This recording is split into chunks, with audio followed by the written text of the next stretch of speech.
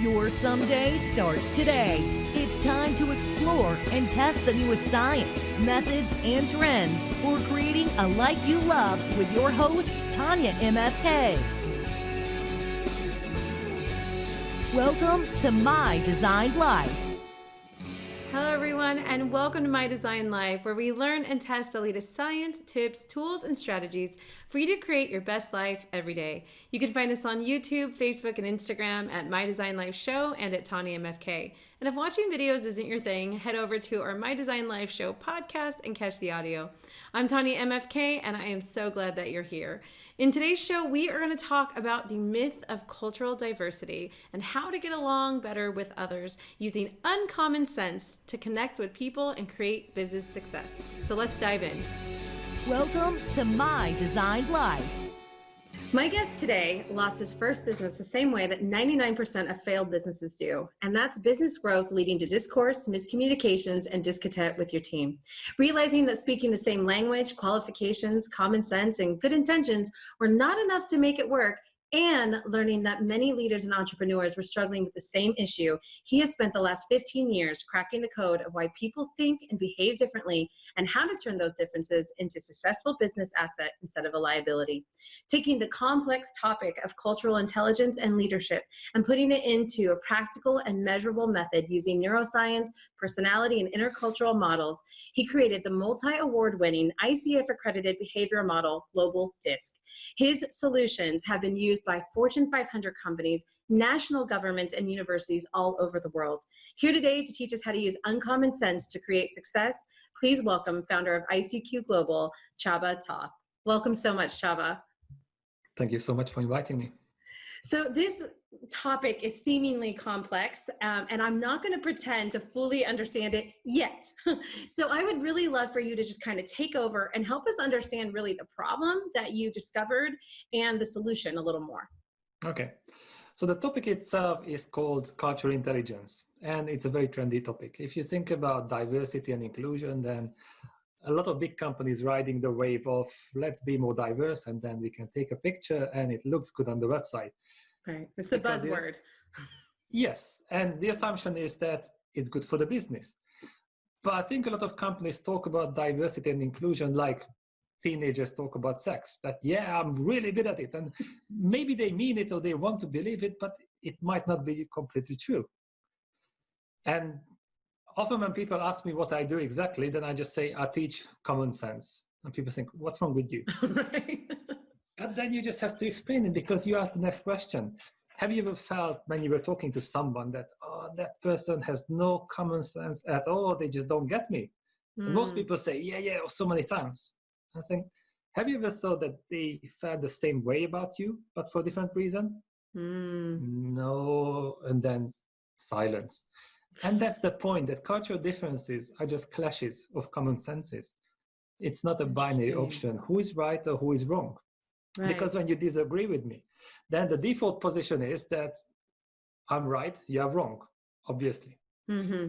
But if we have the right mentality, the global mindset or ICQ mindset, and we have that kind of trust and psychological safety between us, then we can ask the right questions. Because I assume that you say that you're right because you think you're right. So how about asking, what can you see that I cannot? What do you know that I don't? If you're able to ask these questions instead of trying to protect our ego at all costs, then we can learn from each other. And this is when diversity can lead to innovation instead of painful liability. But our brain is not designed to see the world from different perspectives. We have to learn.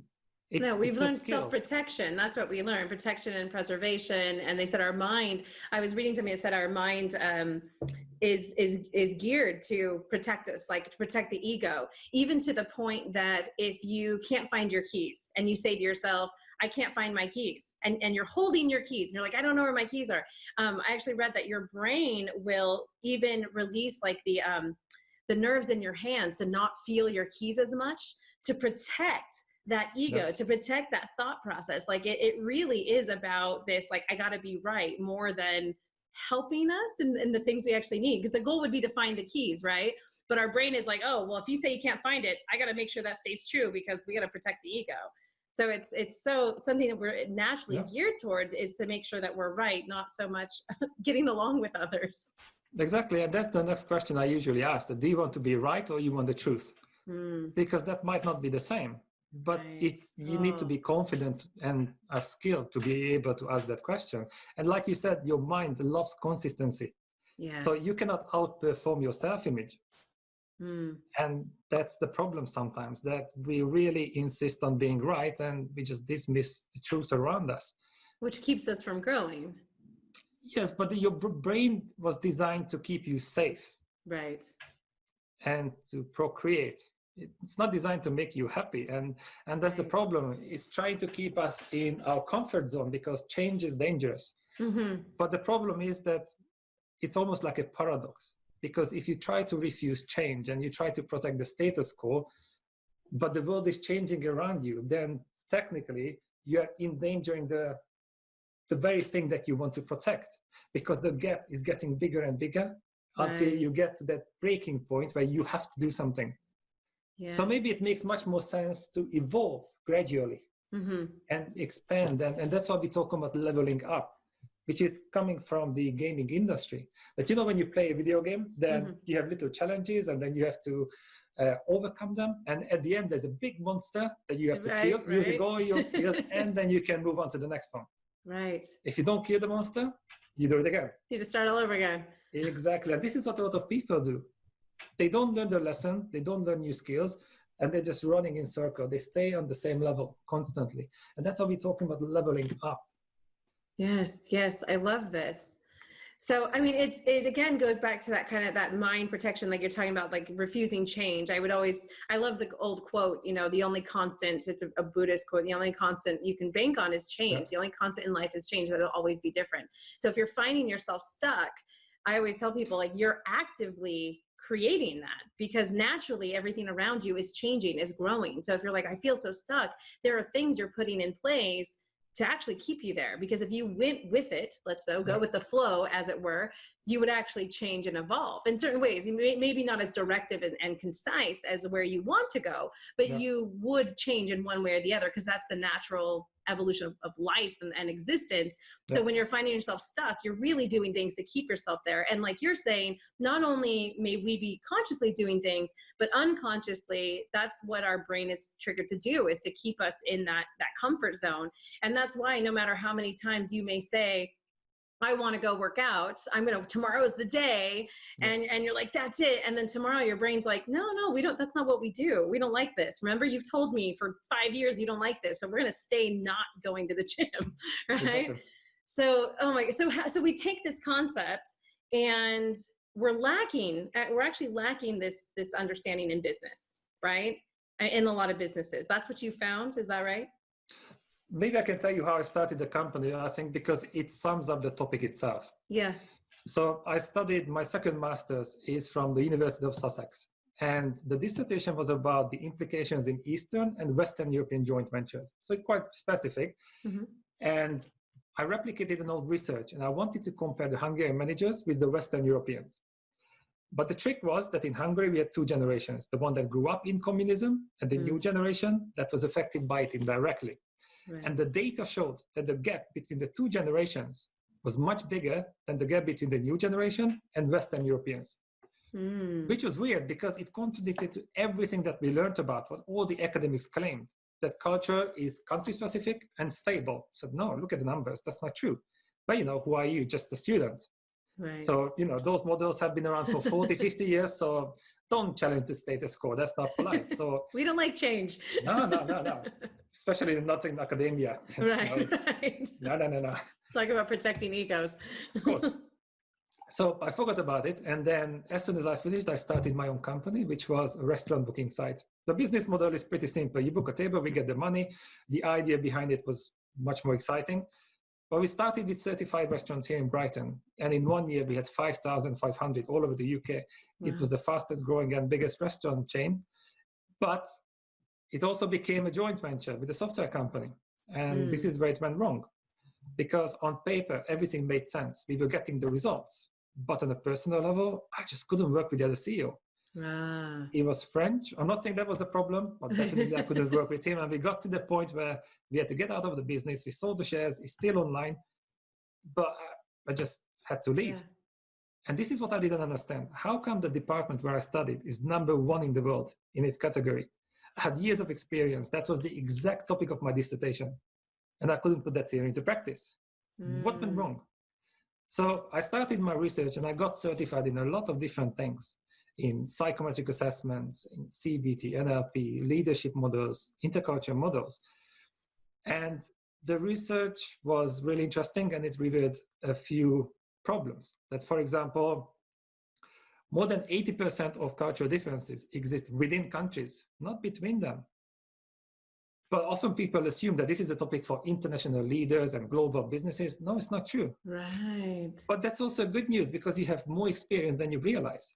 But if you have a conflict with someone from your own country, then you call it personal differences. The exact same thing happens to you with someone from a different country, you call it cultural differences. Right. Different label, but the same problem.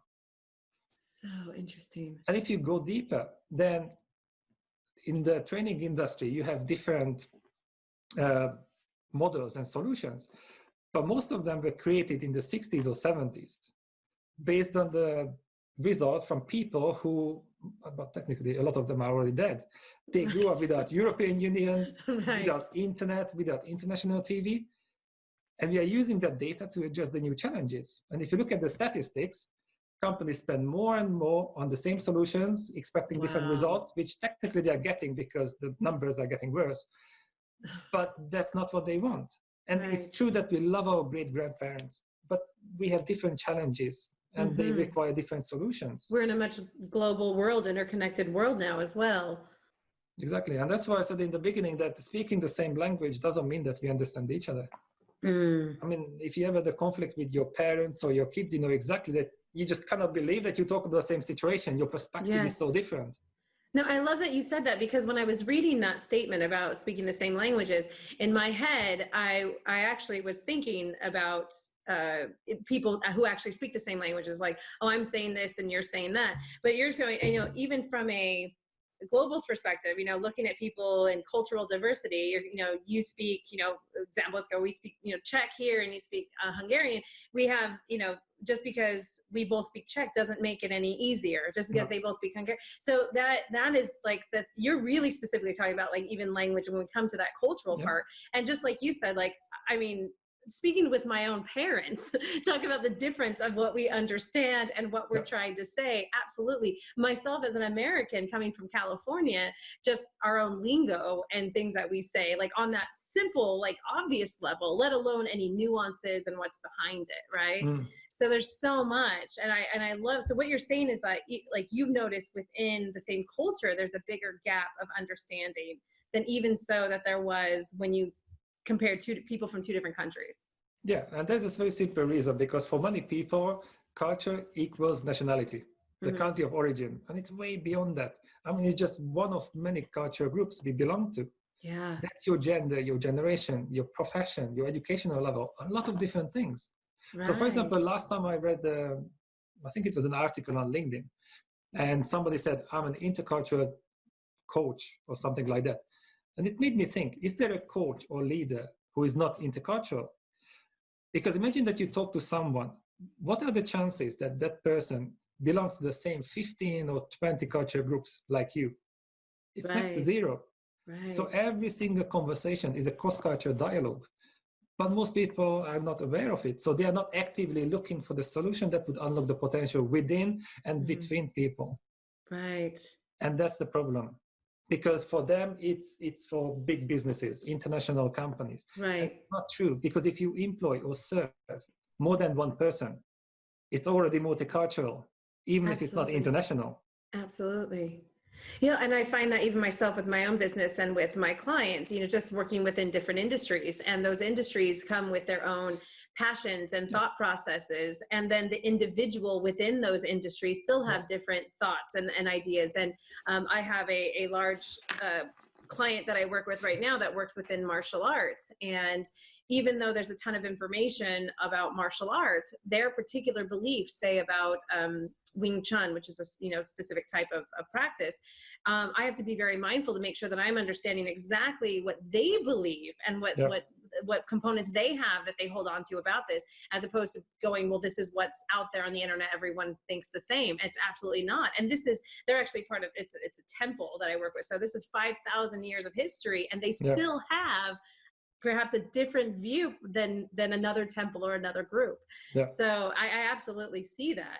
So this is really where you've come into finding this. You discovered it within your own business, losing that business kind of due to the issues and the lack of, not so much lack of communication, but ability to understand each other, regardless of speaking the same language. Not necessarily just because of the culture differences, because you did mention, he's French, you're Hungarian, you're living in UK. Like, so you do have those differences, but it wasn't so much that, right? It was more kind of where you guys were, how you were communicating, or what would you say was like the biggest takeaway from that, like, issue that you found from that? I mean, if you look at the intercultural field, then usually they talk about country of origin or nationalities, and that's based on the average score of a group. But so far, every time I spoke to someone, I asked them if they were statistically average nationals. They said no. So what do you think that other people are? I mean, it's naive. It doesn't make sense. But of course, culture is what we are used to, not who we are. Right. So, when you grow up in a country, even if you're very different, you learn how to navigate in that environment, and that becomes normal. But what if you are very different? What's natural to you? And that's the distinction between what is natural to you and what is normal to you within your environment. And that gap can be really big. But if you are very different to that normal, then you're going to conform to the norms. But that would require a lot of energy. So you spend a lot of energy on being like them. So there's not much left to focus on the task itself. And you feel like an outsider, especially if you're a teenager or you're in your own country. You look around, everybody behaves similarly. You feel like an outsider, but you still have to pretend to be like them. And you think, oh, something is wrong with me, or I'm broken. You never realize that they might have exactly the same problem, but in their eyes, you look similar to everybody else as well. Right. And that doesn't mean that we are broken or something is wrong with us. It's just we have to understand that culture is almost like a cognitive bubble where most things make sense. And that's why we stick to it. Yeah. So the crazier the world gets, the more we crave for certainty, something we are familiar with. Right. And that's why we shut down and we stick to what we know, and we amplify it, and we try to ignore the world. But real confidence is when it's not that you know everything, but you know that whatever happens, you can deal with it. Right. But that requires flexibility. Well, and what you said earlier about,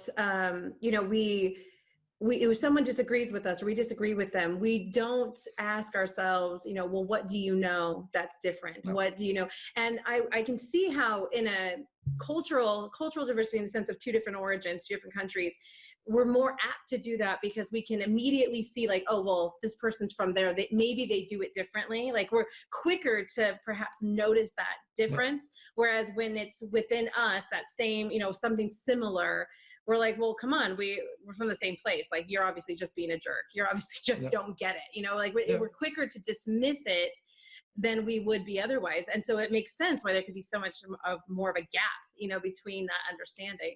So now that we're here, now that we've kind of identified the root of this, you've done a lot of work to now reverse, I don't say reverse this, but like bring in a whole new concept into this interpersonal connection, right? So tell us a little about that. To me, intercultural equals interpersonal. It's the same thing. I mean, often trainers claim that you cannot compare personality and culture. And it's true. If you look at the surface level, then you cannot. If you look at the cognitive level, yes, you can. Indeed, you have to. Because you have some underlying values and psychological needs inside of you. And your behavior reflects your values and supports your needs, ideally. That's why you do what you do, unless your environment forces you to behave differently. Right. That's why we do what we do, which is completely normal. And here's the question. Your behavior is driven by those values and those needs. And then your environment accepted something as normal. So what is that level? We can measure that gap. But the underlying values and drivers are exactly the same. And that's the reason why we can compare it. And when we talk about trust, again, it's a fancy topic and a lot of people talk about trust, but when you do a workshop and you ask them, so how would you define trust? What's your definition? How do you know you can trust someone? And usually there's silence, or because they are reliable. So, if somebody wants to mug you and they put a gun to your head, it's quite reliable. You know exactly what's going to happen. Will you trust them? Right. Oh, no. Okay, so there's more to that. So, sometimes we use words, but we never stop for a second to think about what it means exactly. Absolutely. And that's the problem, that we don't have the same vision. We don't have the same foundation. We just assume that the other person comes to the same conclusion like us, even though they have completely different expertise and experience. Not to mention the fact that 95% of our actions are based on unconscious bias, driven by values and beliefs we are not even aware of. Yes. But we think that we are objective and logical, which is not true. But when you look into coaching, they often suggest, you should just reflect on things. But it doesn't matter how much you reflect on how to say goodnight in Russian if you don't speak Russian. You just don't know. Right. You need this knowledge. You need the blueprint. You need the concept. And then you can reflect on it. Not until then. Right. And I think that's the difference. Because Well, I was going to say, I love how you said, we kind of assume that, so they have the same ideas, they have the same thoughts, and because they're there with us, and we don't really think about the words or the differences. And I know for myself, being a grown adult, it wasn't really until the last couple of years for a lot of my friends that I grew up in high school with, and what you see on TV, and this isn't a friendship situation, but that I assumed we all like the same thing because we were friends. And of course, you're in school, like grade school, you don't think really as deeply. We're both in the same classroom, now we're friends. So as we grew up together, and now adults and parents and different things, in my head, it was still left with this kind of childlike mentality that, we were all so similar. And so I began to become really surprised as we got older. And I learned that even certain music I liked that my friends didn't like. And I was like, wait, I always thought you liked that group. Because when we were in one certain situation, everyone went with the flow and came up to the environment and stuck to be the same. And as we got older, you start to go, wow, there's so much. We are actually really different. We have very different things, which is in one sense, as I say this, and I think when people hear it, they're like, well, duh, of course, we're all different. But we don't really think about that. We don't actually, we have this assumption that it's all in the same place. So I absolutely resonated with that. And as a grown adult, I'm really so surprised that I'm just starting to learn this. So it's so interesting. So then what do we do? So you basically figured out the blueprint. But yes, what you described there is a really good example, because technically you didn't know each other. You conform to the same norms. Yes.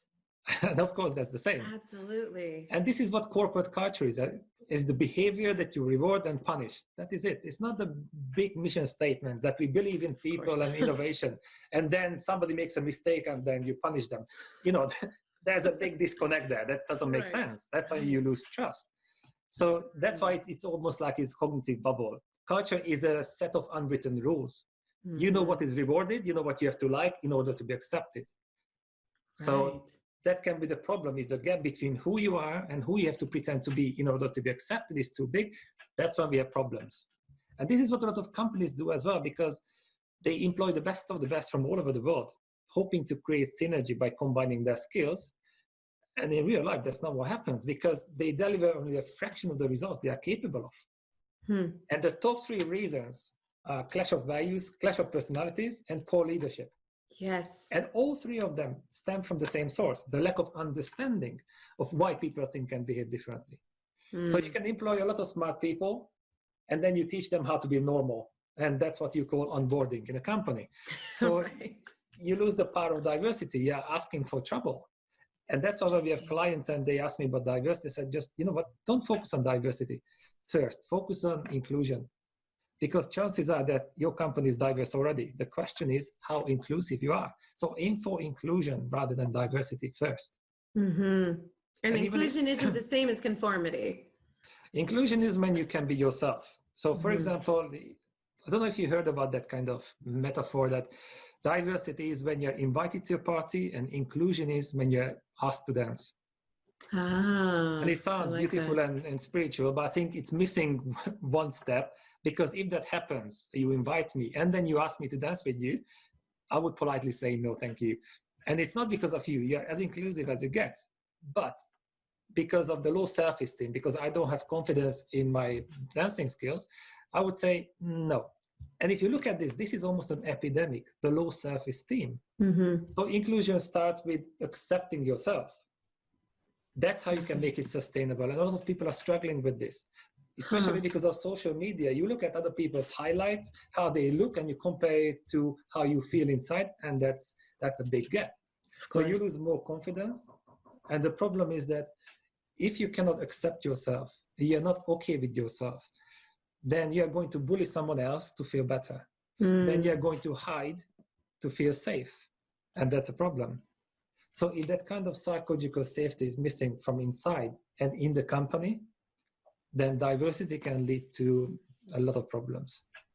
So we need to look at inclusion with everyone being themselves, but we also have the other end that's individualized per person for them to feel okay. Now, is that something that the company is capable of doing? It starts with us. I mean, when we start a workshop, then usually the leaders are really passionate about learning techniques to manage other people. And I say, no, just relax a bit, because day one is about you, because I promise you don't know a lot of things. And it's not even your fault. So let's start with you. So answering your question, step one is your own mindset. Because if you think about this, the easiest example is that imagine that you have a tiny, tiny piece of map of London and you try to find something in Prague. It's going to be difficult. Yes. But what if you listen to the motivational speakers and then you think positive and you try harder, then you get lost more quickly. So, people think, yeah, that's obvious. But the same process happens when you interact with someone, because we use a tiny piece of our own mental map. We talked about it, 5%. We assume it's 100%.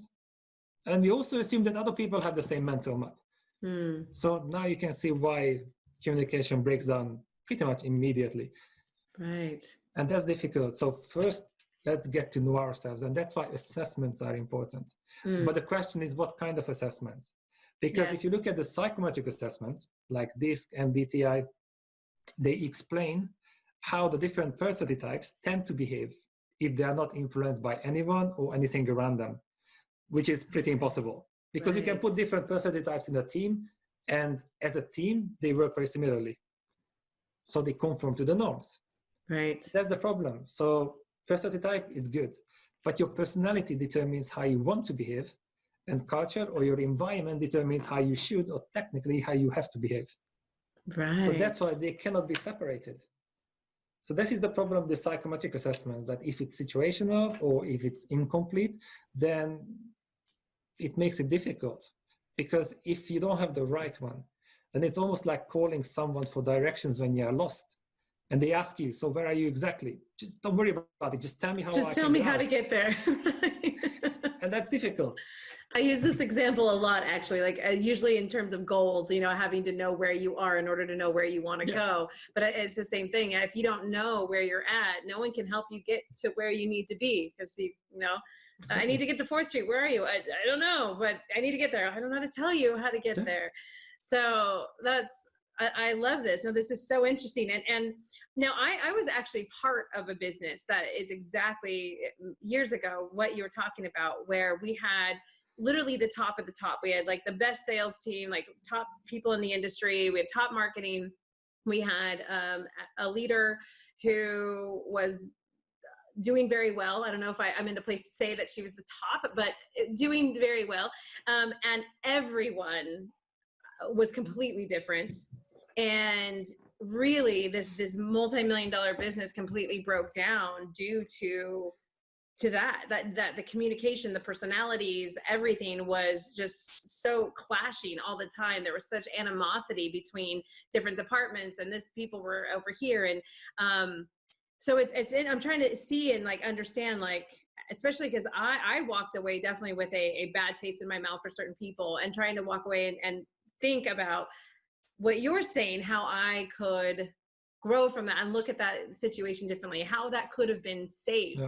Because the product was great, right? The reach was great. All these other pieces were great. Like the consumer was responding to it. Like all the pieces that should work were there, you know, the right people, but it was exactly the people also that had it fell apart. Exactly. And that's the point, that on paper, everything makes sense. But in real life, when people need to interact, there's a problem. Yeah. And I've had a relationship like that too. Yeah, that's why you cannot to me, personal development and leadership development are pretty similar. First of all, you cannot be a better leader if you're not a better person. Right. And on the other side, you cannot be a good leader if you cannot lead yourself first. Because then other people are going to do that for you. And if you're not confident, you don't know who you are exactly, then you're going to overcompensate or you're going to do a bad job. Yeah. So excellent options. And that's why it's, according to research, 60 to 80% of all problems in a company stem from strained relationship between employees. It's not because they're not good enough. It's because they clash. 60 to 80%. But most companies focus on processes, technology. No. It's still about the people. And that's difficult. That's very difficult. When I work with BBC, for example, I did workshops for them. They had 17,000 people. And they said, oh, we celebrate and tolerate diversity. I said, that is fantastic. I mean, it's so much better than hating others. But if I want to turbocharge my car, I cannot just celebrate the engine. You know, it's not going to be enough. I have to understand how the different parts work together, and then I can optimize them. And that's how you create synergy, superior performance. But if you rely on common sense and good intention, it can majestically backfire. I know, because I lost that company and I lost a lot of people around me because I thought I was doing the right thing. But you know what? If you make a mistake, nobody cares, it's fine. But if you hurt other people around you who care about you, but you believe that you're doing the right thing for all of you, that is painful. That is horrible. Yeah. Wow. So really a lot of what you're doing, which I can see in some cases could be an uphill battle, because these businesses, they want to jump on the bandwagon. They want to do what they've heard they should do, right? Diversity is a big buzzword, as we discussed, bringing everyone together, the big lofty mission statement. So here you are coming in and they're like, this guy's going to give us all the tips and the hacks for our leaders, and they're going to trickle it down to all the people and everything's going to work. And really what you're coming in and doing is saying, there's part of it, but really we're going to talk about you and who you are as a person. And you have all this science and stuff to back it up, but I can also see that initial feeling, they're probably like, well, this sounds woo-woo, what did we hire a life coach for us? And there's like, what is that? So you come in and you've created kind of a systematic thing, like an assessment and something, right? To really make this real for them, right? Can you tell us a little bit about the process and what you do? So the first problem is that a lot of companies focus on the visible layer of diversity, such as identity differences like gender, generation, nationality, because this is what they read about. Diversity is good for the business. Well, not really, because that means that you have a lot of people with different perspectives. And if there's no safety, there's no inclusion, they're going to clash. So technically you're asking for a lot of problems. And then sometimes they have the quota that we need 50% men, 50% women. And then it's going to be a fantastic picture on the website. But forcing diversity at the expense of the existing members of the team is going to create a lot of frustration. Nobody should have more or less rights. And I'm not talking about these cultural groups that they are not important, not at all. I'm talking about that there's more to it. There's a deeper layer, and that is cognitive diversity. And this is what they don't really talk about, because I could give you all the parts for an airplane, but if you don't know how to put it together, then you might think, airplanes don't fly. Well, that wasn't the problem. And that's the thing with diversity. We focus on cognitive diversity, because the example that you described was really good in terms of clashing perspectives. But there's a different one as well, which is the exact opposite. That on the surface, it's really colorful, lots of different identity differences, but deep inside, they're all the same. They think the same way, they see the world the same way. So their blind spot is huge. And that's even more dangerous, because imagine that you have a board meeting and there are 10 directors and everybody agrees with you. Then it feels right, but it doesn't make it true. Right. And since the year 2000, more than 50% of Fortune 500 companies disappeared. So size is not a guarantee. It's all about the ICQ mindset. And, there are a lot of fancy definitions, but mine is, I try to make it practical. that you are able to see the same situation from different perspectives so you can make a better decision. And you can choose to respond instead of just reacting. And you can see, we never mentioned countries or anything like that, because it happens in everyday life, even in your family. Yes. So the topic is about cognitive and behavioral flexibility. So just knowing about things is not enough. Definitely. Because you go back to normal, like you explained it, that habits are not changing. That's difficult. Yeah. But if you understand, for example, we have a disagreement. And even if you disagree with it, but if you understand my logic, because I can explain it to you, you might think, okay, maybe that makes sense. I don't have to agree with it, but I can respect it at least. Or maybe I can learn something from it. So instead of thinking who is right or wrong, let's see how we could combine this knowledge. So for example, when somebody completes an assessment, a global disc one, and they ask me, so what advice would you give me? I said, nothing. There's no advice. I mean, one report is not better than the other one. Give me another report, give me a context, I can tell you a lot. But one is not better than the other one. And this is the point, that cultural differences are clashes of common sense. And then if you approach it from this angle, it becomes much more friendly.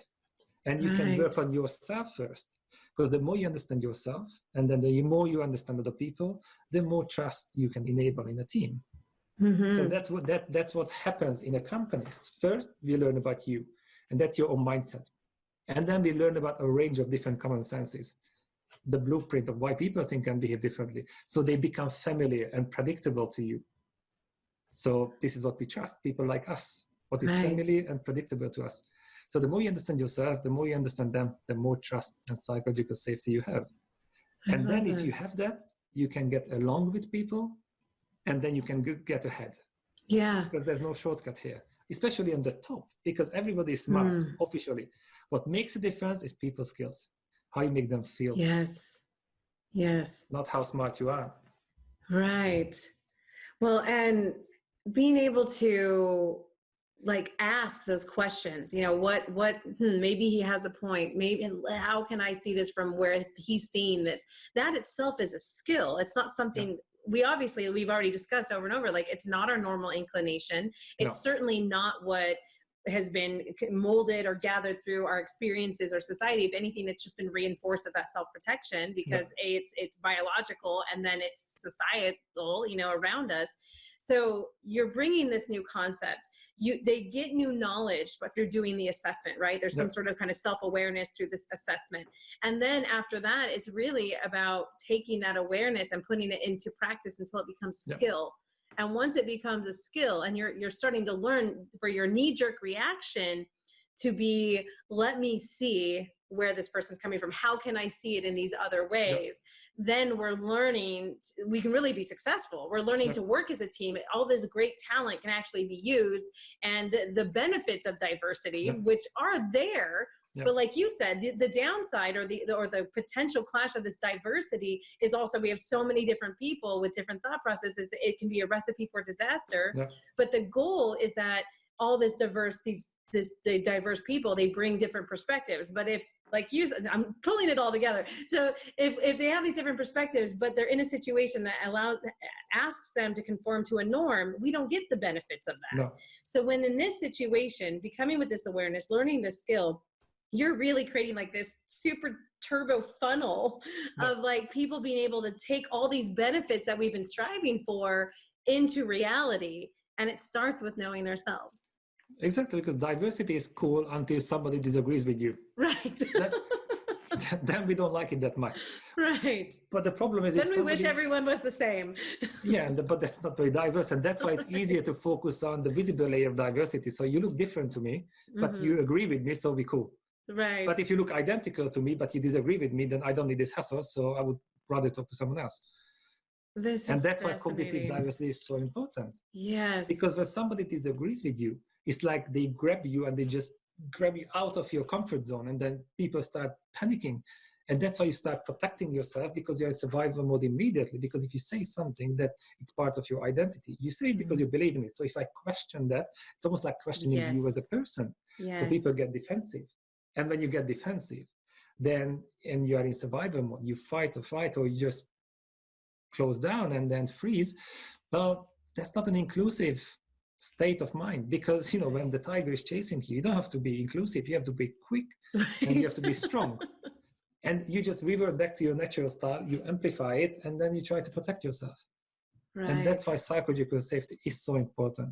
But again, just because you take an assessment, and even if we have an amazing workshop, it's not going to change anything. It's not the silver bullet. Because changing habits is difficult.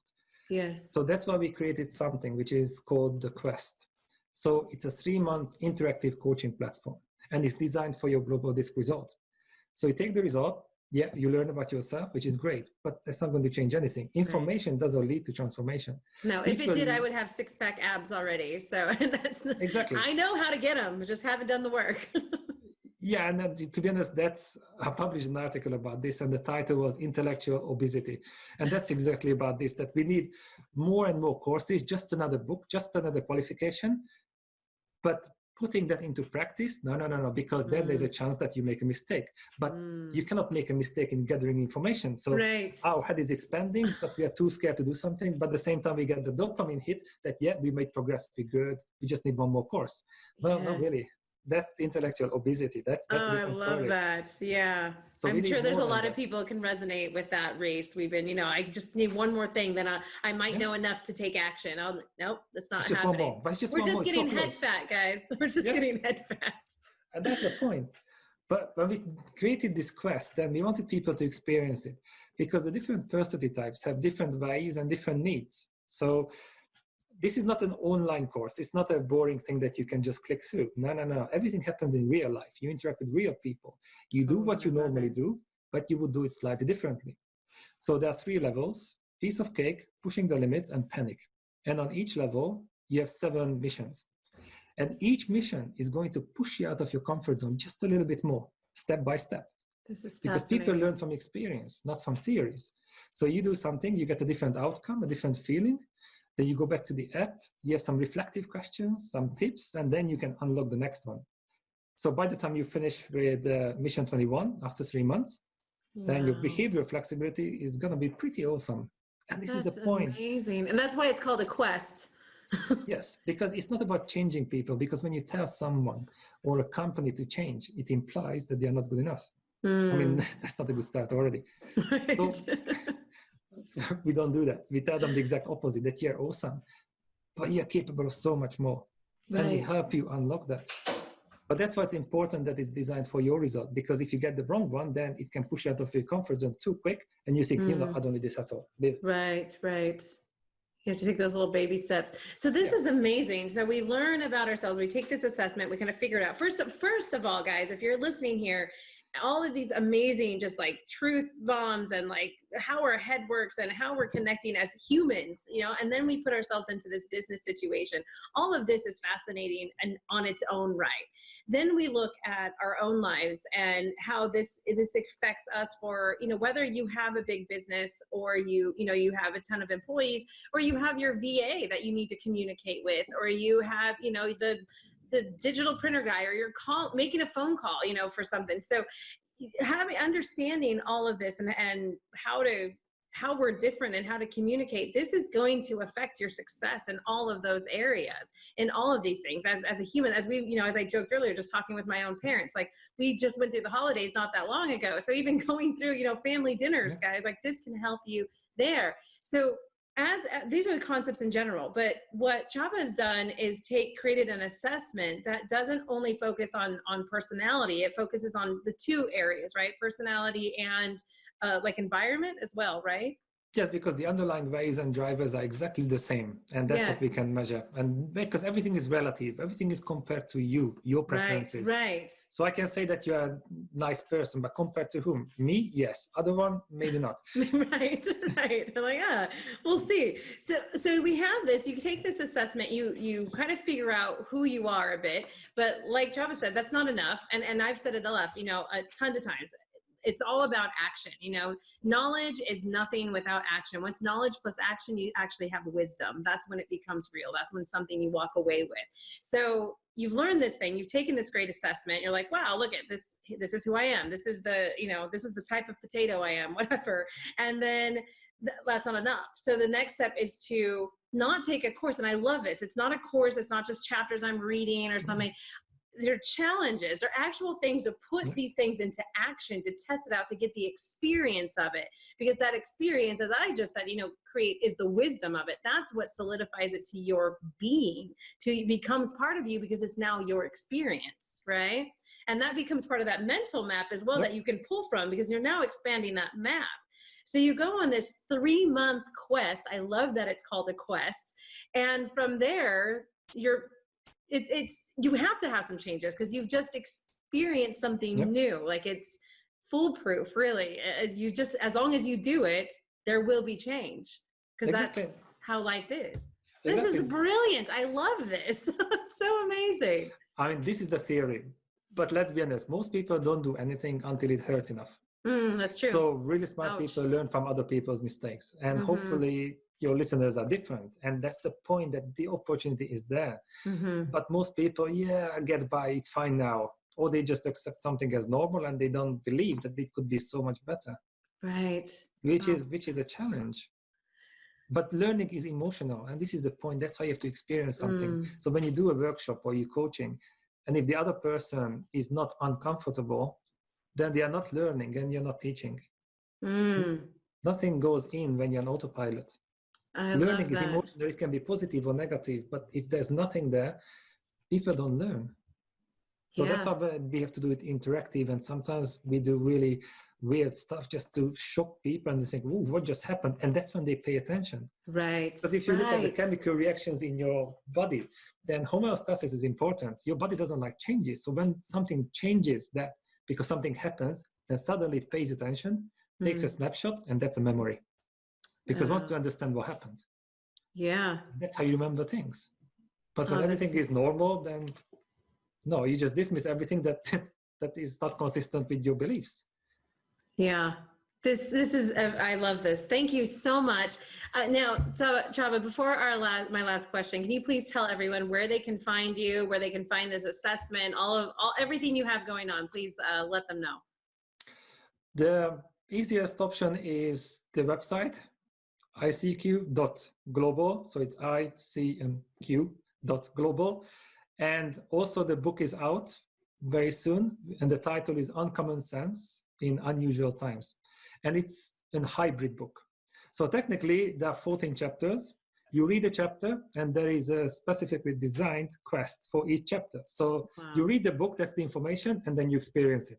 So it's not a book, an online course, it's a hybrid one because they build on each other. It's fully integrated. Real time. Love it. If you get that book, then it includes also the assessment.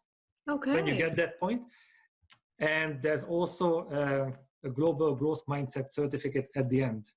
So we try to give as much value as possible, because it's not about competing on price. It's about competing on value.